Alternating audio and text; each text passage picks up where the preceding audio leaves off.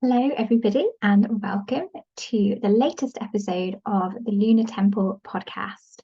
So, apologies once again that there's been somewhat of a break in between episodes. This has been a much longer break than I would have liked and did envisage for this time.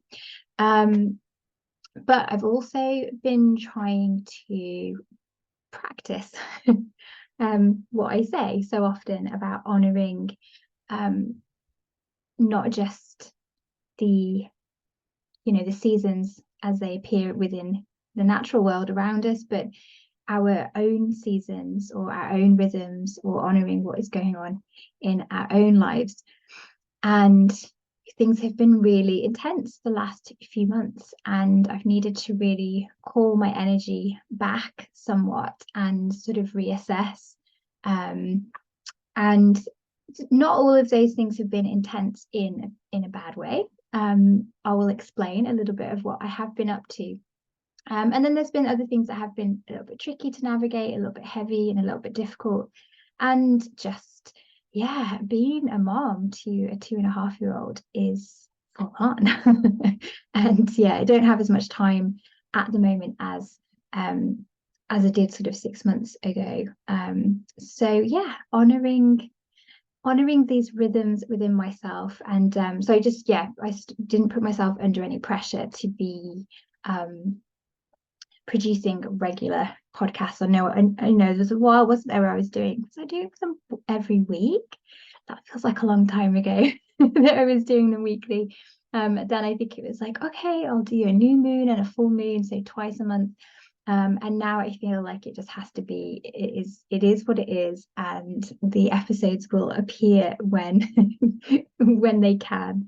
The other thing that I've been thinking about a lot as well recently, and this is kind of across the board in terms of like social media content, YouTube content, podcasts, is there's such a pressure, isn't there? And this pressure is very much tied to things like algorithms, that you've got to be consistently producing content, consistently showing up. And for me, it really jars with cyclical living, because I can't consistently show up if I'm really honoring those times where I need to retreat, where I need to really put my energy and my focus in to either rest or family life, or taking a break, or sometimes I need that quiet, I need that retreat to create my work, to think about where my work is headed next, or, as the case has been recently, train in new things.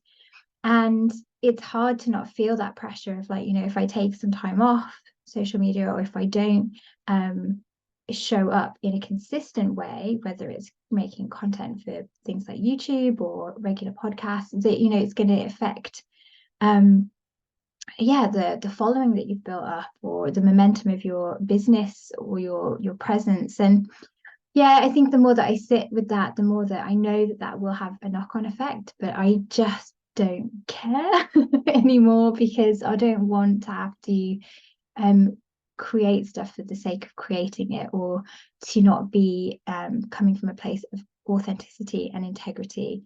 And I don't like the way that that's showing up in these spaces anyway. This need and this pressure to be corporate, when we some of us have chosen to not have a corporate lifestyle, and it kind of sneaks in. Just a way of introduction to say the episodes will appear when they appear. And I know so many of you don't mind that and get that. So I really wanted to do this episode because it does feel like too long a break, and I wanted to reconnect with you all.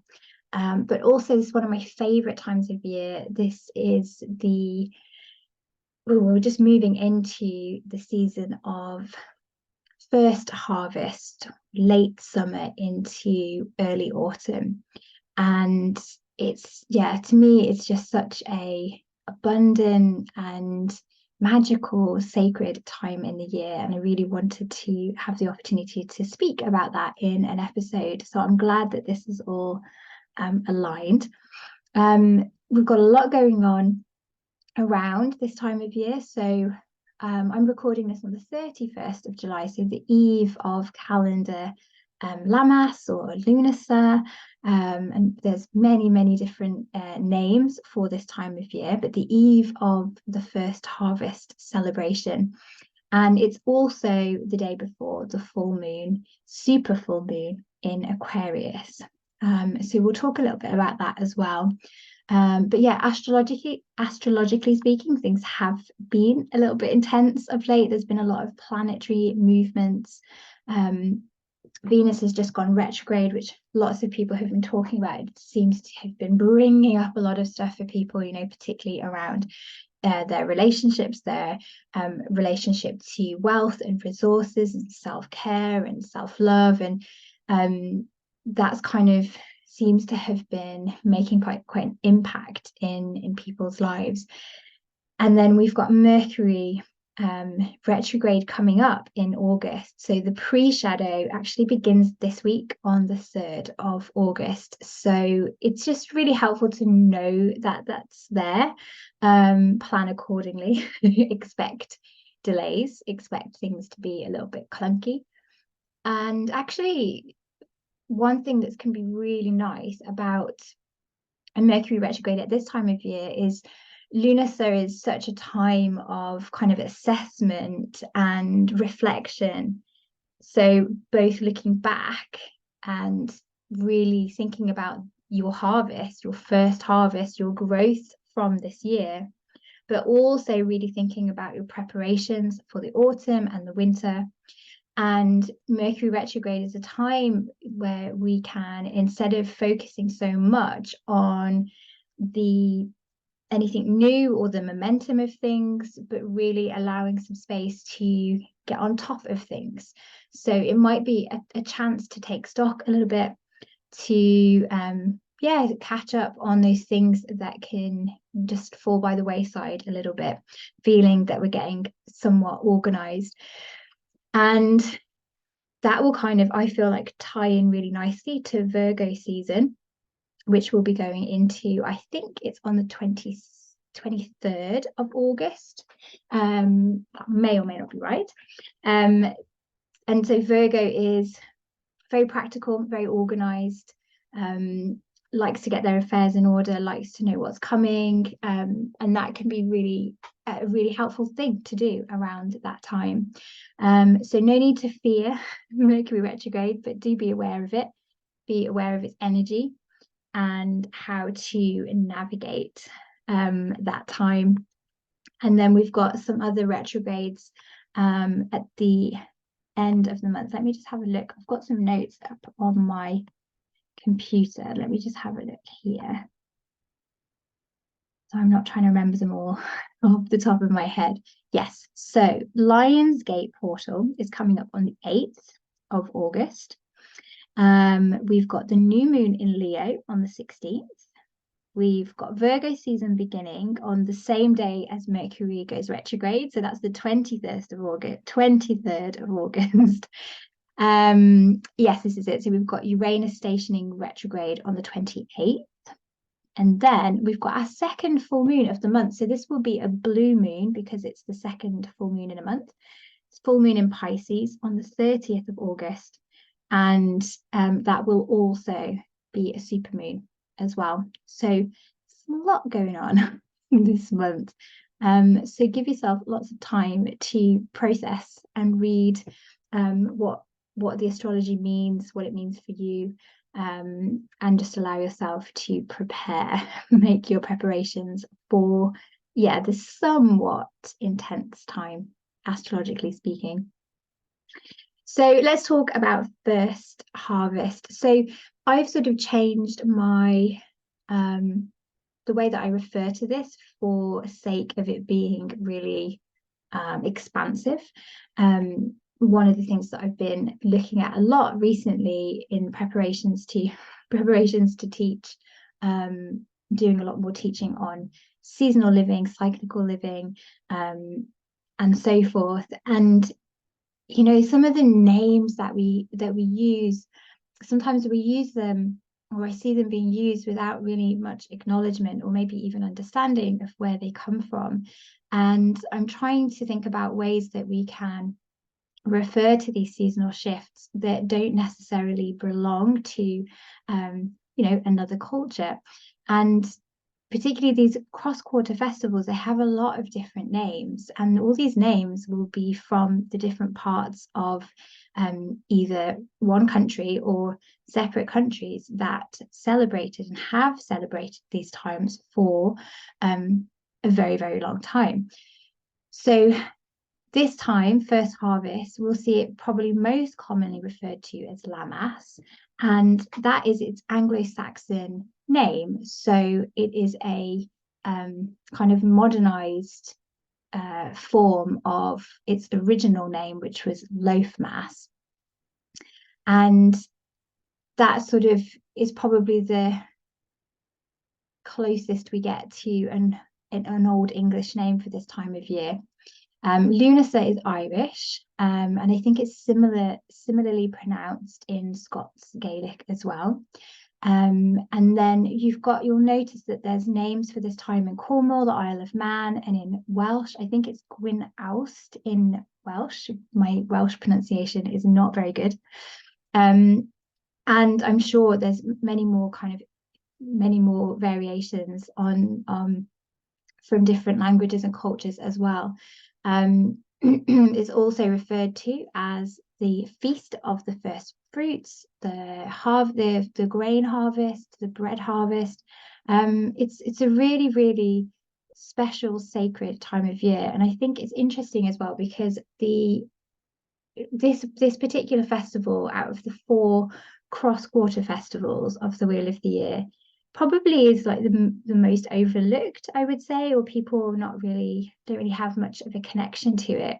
But when you look at the folklore, when you look at the history and the traditions surrounding this time of year, where in whatever place, obviously looking at from the point of view of Britain and Ireland, that it was almost considered like a second Yule. And I think that is another one of its names as well, which translated roughly to second Yule. So it's really, really significant in terms of the agricultural year, in terms of how important it is for the survival of the community going into the winter months. And there's lots of really, really beautiful customs and traditions associated with this time of year. So if it feels like that to you, if you've never really connected with this point on the Wheel of the Year, give it some space, give it some time to lean into it, because it really is magical when you get to know it more. So on that note, I'm going to read a little bit from The Wild Wisdom Companion by Maya Toll. So I think I read from this quite a lot, but if you haven't seen this before, it's this beautiful book here where she guides you through the seasons and these mid-season points as well. So she says here, fire into water, late summer. The grains are ripe in the fields and the harvest is beginning. This is a season of work and sweat. It is time to bring in the crops, which started as seedlings back in the spring. Our great-great-grandparents knew that the state of the land in late summer told them whether there would be abundance or scarcity in the months ahead. They eyed the late summer fields for clues about the winter to come, reading the natural world with sharp eyes, noting which berries the songbirds feasted on and how high the creeks were running. As the first grains were harvested and milled, bread was baked to celebrate and to bless the harvest to come. She then says, summer's fire is softening into autumn's water.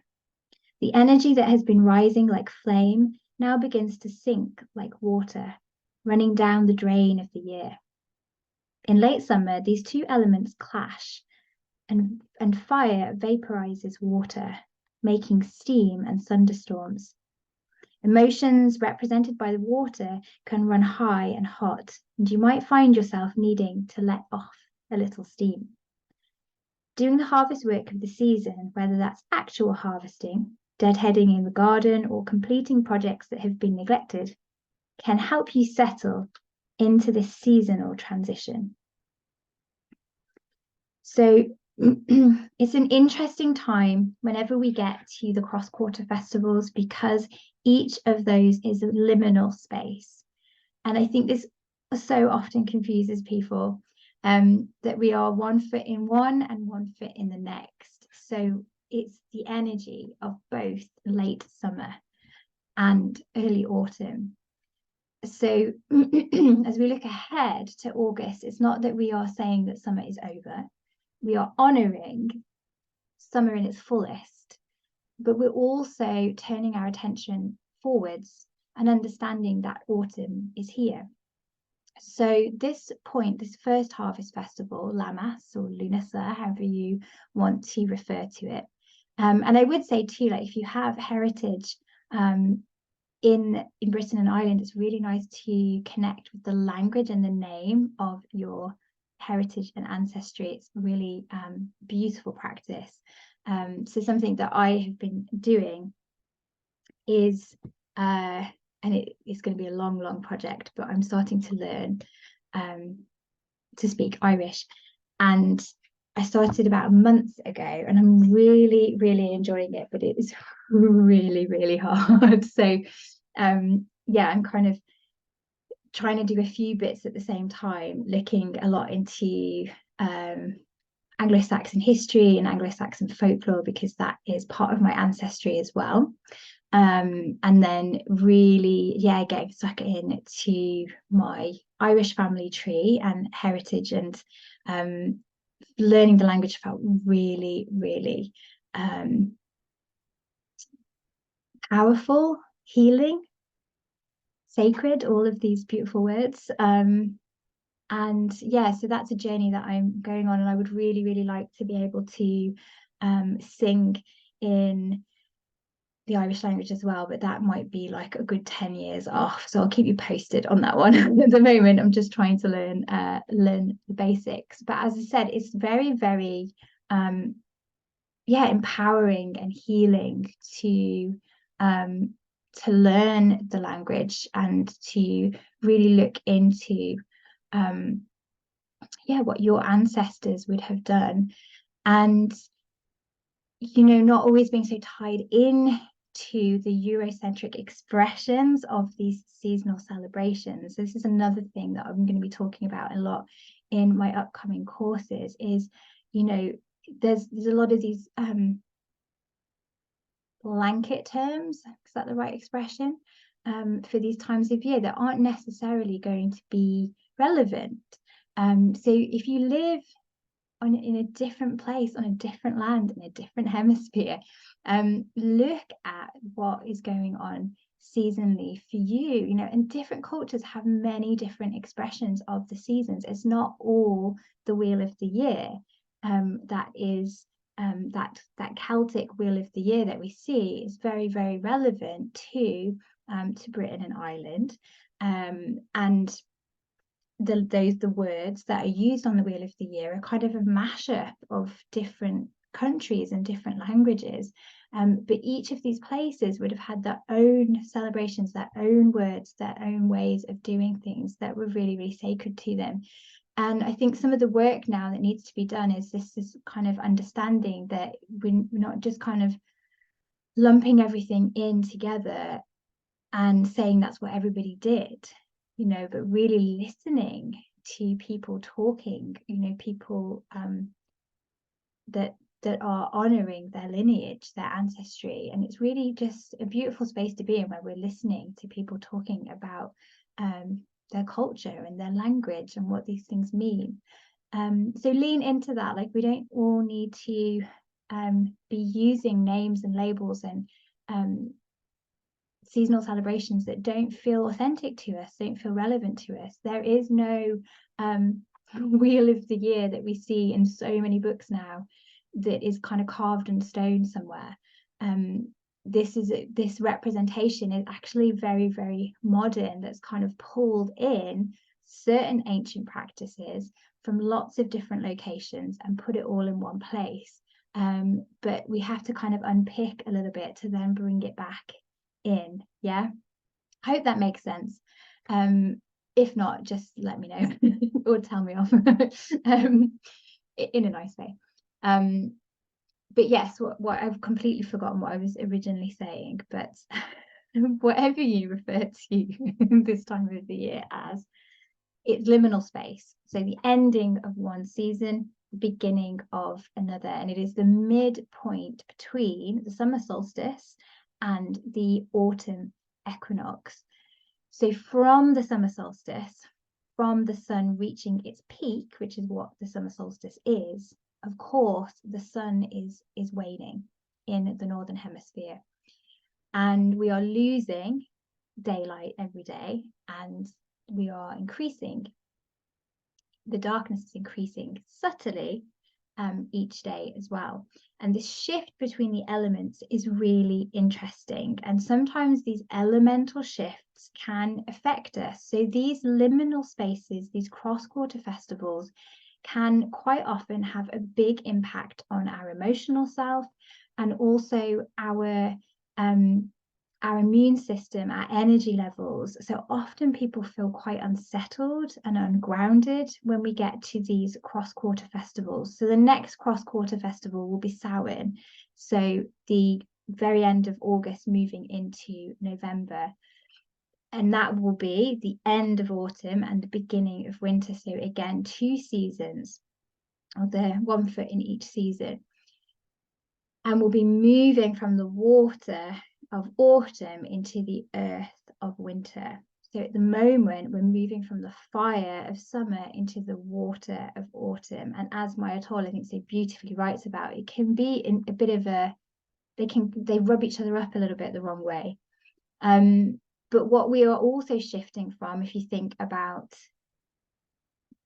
the spring and summer as our yang, masculine energy, we're now moving into the lunar, the feminine, the waning energy of the year. So as we move through the elements of water and earth, these are what's considered to be feminine elements. And then we have got the air and the fire of spring and summer, which are considered to be the masculine elements. If those words don't resonate, for that, think of it perhaps as solar and lunar, or yin and yang. So again, looking at our language and what feels right for us. You can think of waxing and waning. So it makes sense, doesn't it? The waxing energy of the spring and the summer now moves in to the waning of the autumn and the winter. So that's what this time is that shift. So moving, ideally, into the slower, the more restful, the more reflective time of the year. What is tricky for us in our modern day life is we don't really have these rhythms. Our body has these rhythms, the natural world around us has these rhythms, but we override it with our calendars and what's expected of us and what the overculture is demanding of us. So instead of this collective sense of working really, really hard in August to gather in, to get the sustenance ready for the dark months, and then to really kind of shut up shop, if you like, and rest and reflect and do all those beautiful divination practices that come along with the winter, and all the storytelling and all the time to kind of incubate the seeds for next year, that time to connect with the dreaming and the magic and the mysteries. Our calendar and what's expected of us, we tend to just get busier and busier and busier as we get towards the festive season, as we move into December. And there is really no pause if we follow along with that overculture. And of course, we get to January and it's all, okay, new year, new you. Let's have it all figured out. Let's get back into exercise. Let's, get all our, intentions for the year. And it's all very, very yang. It's all very, very outward and solar. And this is what when we start to work cyclically, we can start to really reclaim these natural rhythms and these points in the year that allow us space and the time to really, really go inward. And that's another thing, that we're shifting from the outward expressions of spring and summer into the inward reflections of the autumn and the winter. So Lammas, Lughnasadh, first harvest, it's that nod to that. It's that, okay, yeah, summer is still here. The days are still long. We might still have some good weather, though it's not been very good in England at the moment. But let's start to think about the fact that autumn is coming and how we need to shift and change and protect our energy and think about what we need to sustain ourselves through those months. So it's probably unlikely that we have a community around us that is all working together to bring the harvest in. There might be some little nods to that in certain areas, but for the most part, there is that disconnection because we're not as involved in that kind of village life, community life that we would have been. So the first harvest can kind of pass us by a little bit, but what's really beautiful to do in your own practice is to think about the harvest, first harvest in yourself. So if you have been working with intentions throughout the year, then really thinking about what you your growth for this year, what you're proud of, what you've achieved, and giving thanks. This is a time to really, really give thanks for all that you've received. We give thanks for the bounty of the land, the earth goddess at this time of year. We give thanks to the solar, to the sun, and how it has provided all of this bounty. So a really, really special time to give thanks and to focus on abundance as well. And this really, really links in with the full moon, which is happening on the same day. So August 1st, tomorrow, we have the full moon in Aquarius taking place on the same day as the calendar celebration of Lammas. And then we have the astrological Lammas is on the 8th, I think, if I've got that right, the 8th of August. So that's when the sun is 15, if I got this right, 15 degrees in Leo, and that's considered the true midpoint between the summer solstice and the autumn equinox. So you might see a lot of people honoring Lughnasadh Lammas on that day, on the 8th, and calling it true Lughnasadh or Lammas, and that is what they're referring to there, is that it's the true astrological point of midway. So it's lots of different times that you can honor this time of the year. As I've mentioned so many times, I will do it as a season. So I'll be honoring first harvest until the autumn equinox. I just like to give myself plenty of space. The weather isn't always lining up with the calendar date as well. And I think, again, if we're looking at being authentic with cyclical living, then it really does need to be us living in accordance with what's actually happening on the land. If we want to be honoring earth-based spirituality, earth-based practices, then it really does need to be earth-based. So looking at what's actually going on in your garden, in your local landscape, and not being so fixated on the dates or what people are telling you on social media. So it's your practice, it's your relationship. So yeah, what does that mean for you? So yeah, honoring gratitude is a big part of this year. And when you look at this time of year, and when you look at ancient practices in many parts of the UK, you see this as a big theme, is the gratitude practices, and really honoring the deities of the harvest, the deities of the land, with a lot of prayer. There'll be a lot of ritual, a lot of ceremony around this.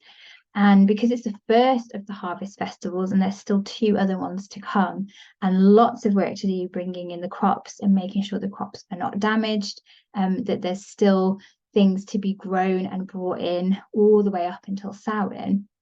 There'd be a lot of devotion, a lot of prayer, and a lot of ritual and ceremony dedicated to making sure that the rest of the harvest festival is productive and blessed, and that there is enough. So I always think that it's a nice time of year to turn our mind to people that don't have enough, and to really give our prayers and our devotion, our devotional practices to deities, turn our awareness to those people. And if I was listening to the radio today in the car, and there's so many people struggling at the moment, like struggling with resources, not being able to afford their life, and it's very, very sad to see how many people are struggling in that way. So one of my I'm really not good with my words today. It's not great for a podcast, is it? One of the expressions of my prayers and my rituals for first harvest is going to be really dedicated to that. So thinking of those people, praying for those people, asking Goddess to bless those people. So it's an important time of year, I think, to focus on gratitude, but equally turn our mind to the people who, like I said, may not have enough, and need need our prayers, and perhaps if we're in the situation to be able to donate, to be able to help in any way, then this can be a really powerful time to do that as well, to think about how maybe I could lend my energy or donate to something or bring awareness to this particular thing. But thinking of modern expressions of what that community mindset would have been, that tending to the village, and that can make this time of year incredibly profound and very, very special as well. So full moon in Aquarius, as I mentioned before, that is going to be happening tomorrow, and this is going to be a super moon, and it is in this sign of community. Aquarius is very humanitarian based, always seeking to make the world a better place. They are revolutionaries. They are often people that will protest, and they are kind of activists and truth speakers. And again, if you think of what I've just said, then that Aquarian energy can be really powerful for this time of year, where we're thinking not just of ourselves, but we're thinking of the collective, thinking of the collective's harvest season. Is there enough sustenance? Is there enough for everybody? And if there isn't, well, what can we do? That's a very Aquarian quality. Sorry, the light has gone really funny. Let me just see if I can pull my curtain across. Hang on. Yay. Hopefully that was seamless, those of you that are watching on the video. So yeah, Aquarius has that very, very big perspective. It has the ability to really zoom out and focus on the big picture. It was interesting as well, whenever we have a full moon, it's closing out the cycle from when we had the new moon in that same sign. So this full moon in Aquarius is closing out the cycle, the last 6 months, from when we had the new moon in Aquarius, which I believe was on the 20th of January this year. So if you kind of take your mind back to January, if you've got a moon journal that you work with every month, you can actually go back and look at your intentions that you made, but really seeing like what has that cycle been for you. And when you think of the themes associated with Aquarius, how is the thread of that been running through the last 6 months? Is there anything that needs to be closed out with this cycle? So perhaps things within the last 6 months related to those new moon and Aquarius intentions that need to be released now, or need to be kind of closed off, let go of, or perhaps there's things that have really been gathering in momentum and feel like they're really in flow and really working for you, then how do we carry that on, and pick that back up when we get to the next new moon, the new moon in Leo. So it's always really, I find that really powerful to do that. So looking at that 6-month period between each full moon and when the new moon was in the same sign. So yeah, things to kind of think about, I guess, for this Aquarius new moon in full moon related to yourself. So we've talked about the collective, but thinking about creative expression, thinking about the qualities of innovation, which are very much Aquarian. Truth is a big one, and truth is really a helpful thing to check in with constantly, consistently in our life, whether we are living our truth, being our truth, speaking our truth, and looking at our relationships as well, and whether they feel authentic, whether we feel like people are being true with us, are we being true with others? So sometimes these Aquarius moons can actually be quite revealing as well, so really allowing us to see what is going on, and make those assessments, make those changes. So it might be a little bit of an intense one with it being a super moon and with it being at this seasonal liminal space where we're feeling perhaps a little bit ungrounded. So making lots of time for yourself to be in nature, to slow down. I would give yourself a lot of time for reflection, journaling, meditation, maybe even things like restorative yoga or yin yoga, or just stuff where you can just let your nervous system just be regulated, come back to center, hug your energy in, if that makes sense.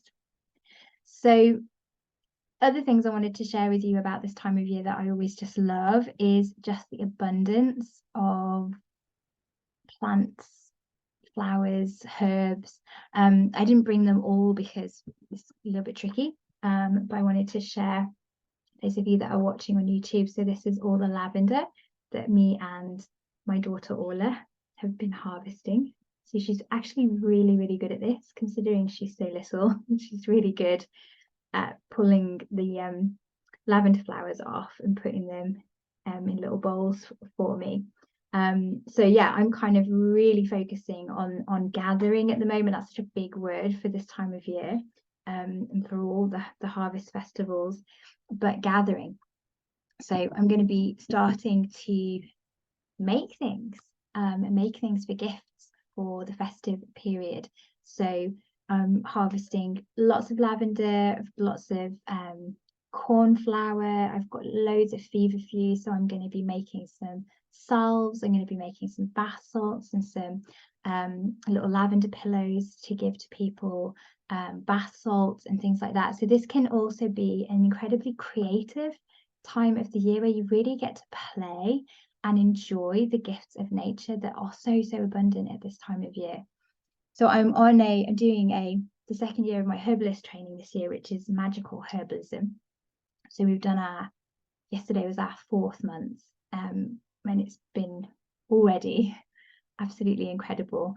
We've been learning recently how to create ceremonial smokes, so ceremonial incense, and it's been really enjoyable, really inspiring. But one of the things that we often do when we meet each month is we share whatever we've been making. So my friend gave me this yesterday, which is calendula infused oil, really like abundant amount as well, which I'm really appreciative of. So I will be straining that out, and then that oil can be used as is, just as a beautiful body oil, or it can be used again in things like salves, and kind of skincare and things like that. So it's also a really lovely time to do that. So thinking of getting together with people and sharing your harvest, baking bread is a huge part, the grain is a huge part of this time of year.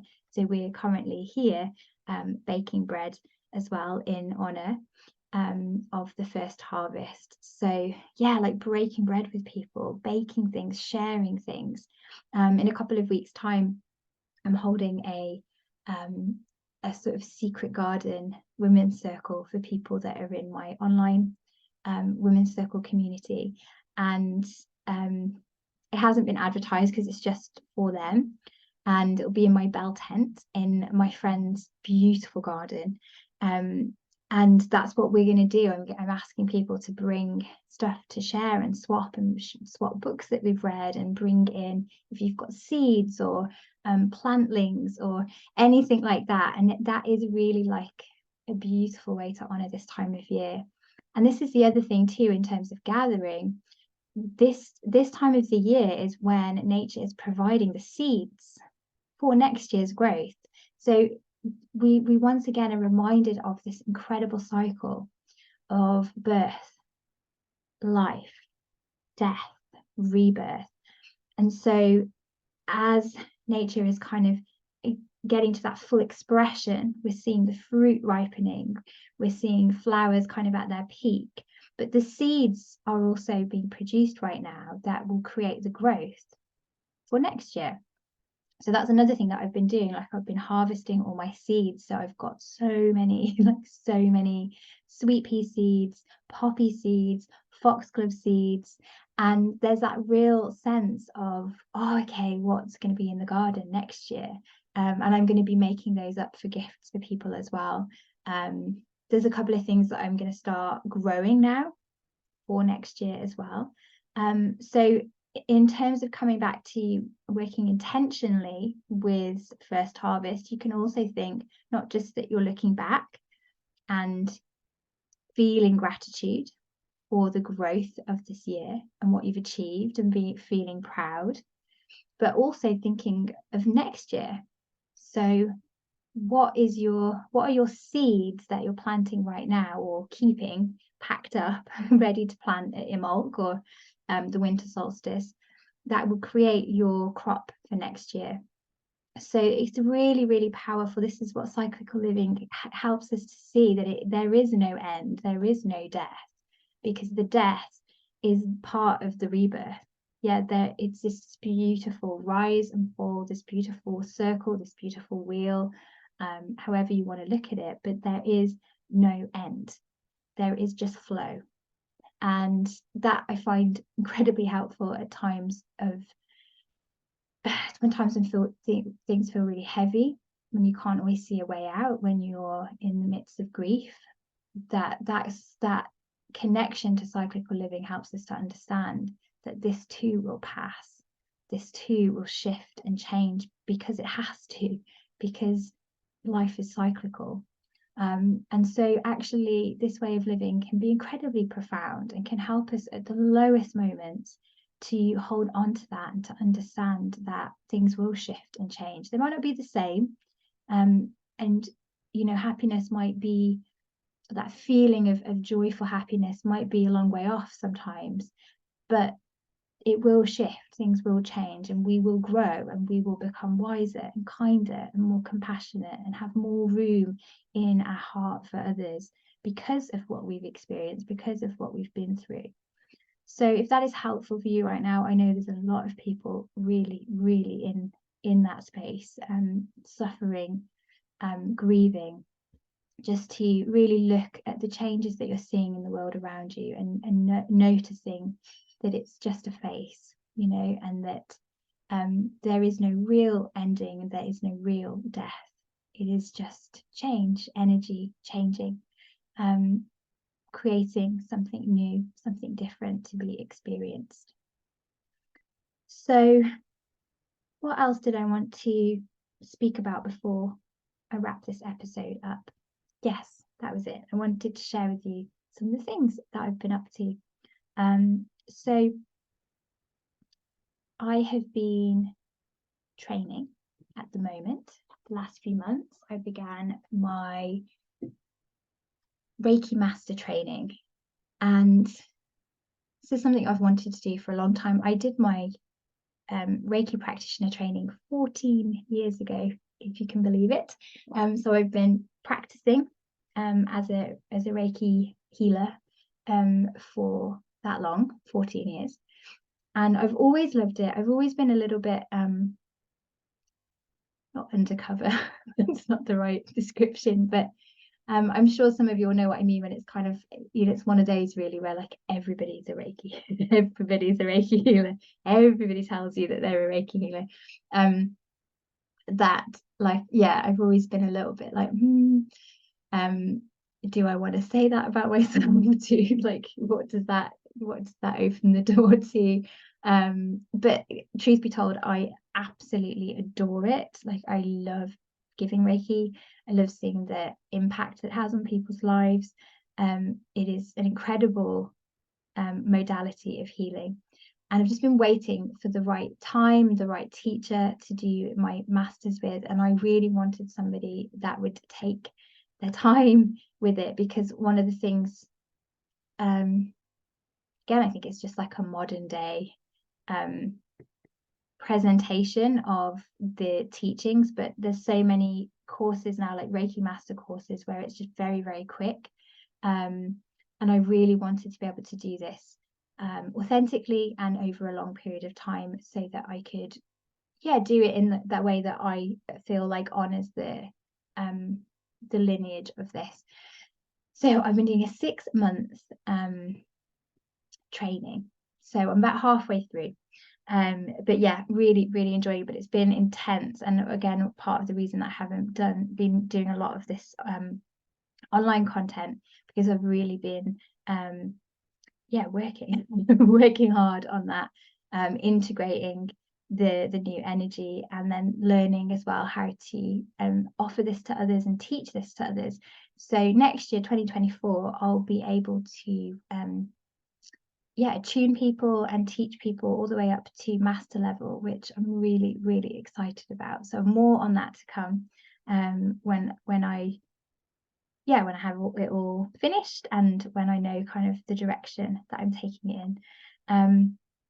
And I've also been really busy with priestess work at the moment, which has been wonderful. So doing a lot of rites of passage ceremonies at the moment, which was actually on like a part of my vision board for this year. So thinking about those seeds and those and being grateful for our growth. It's really, really lovely to see this coming into fruition, because I've been training in rites of passage for a long time, and it feels like everything's kind of coming together this year. So I've been doing some mother's blessings, some ceremonies honoring a woman transitioning from maiden into mother, and blessing the pregnancy and the safe delivery of baby.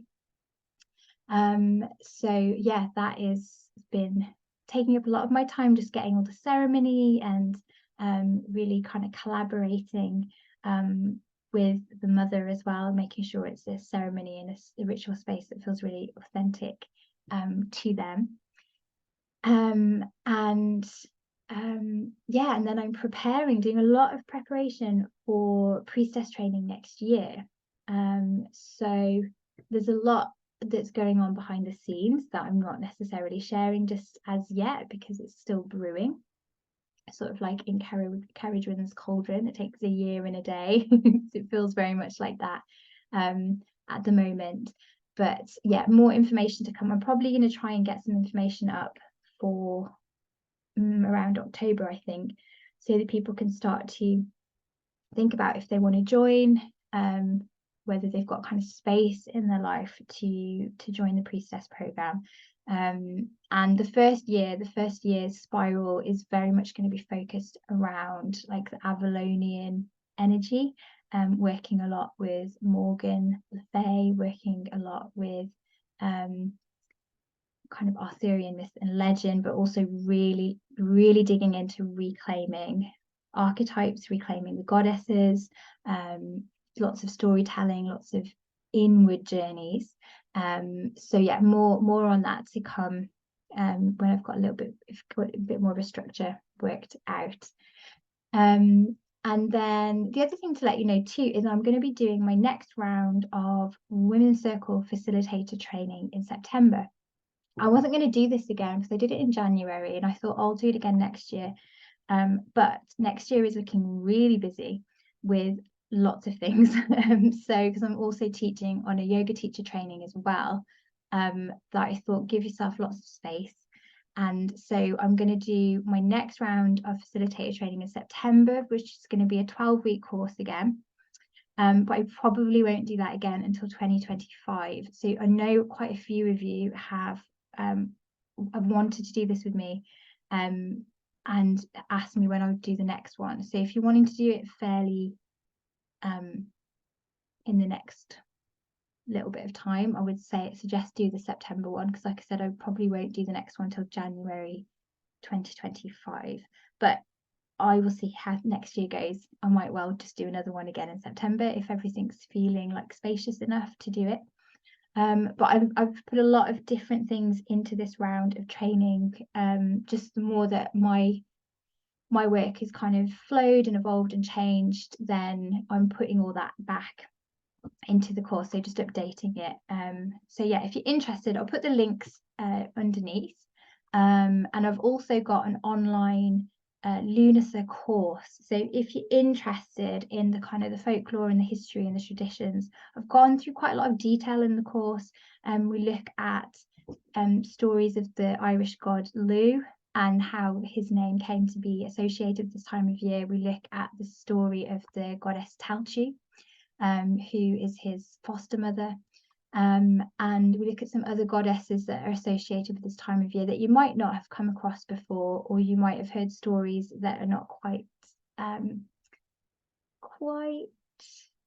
their real vibe, if that makes sense. So yeah, that's like a self-study course. It's $20. It's not very much, but I've put quite a bit in there, and there's a really beautiful meditation in there for you to do as well. So if you're interested in that link I'll put underneath as well. So I think that's everything. I hope what I've said has made sense. I am a little bit all over the place at the moment just because life is so busy. I'm really feeling the effects of this full moon. I'm really feeling this seasonal shift and elemental shift. And my words have definitely not been coming out in the way that I would have wanted them to.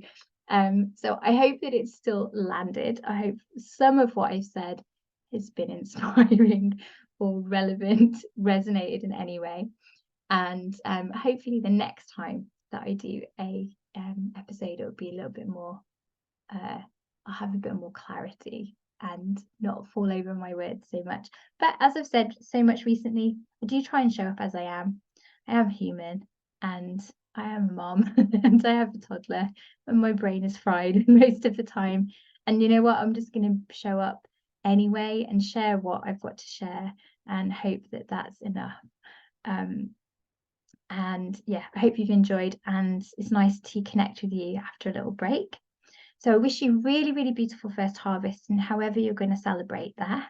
I'm going to go and pick some more things out of the garden. We're going to eat our freshly baked bread.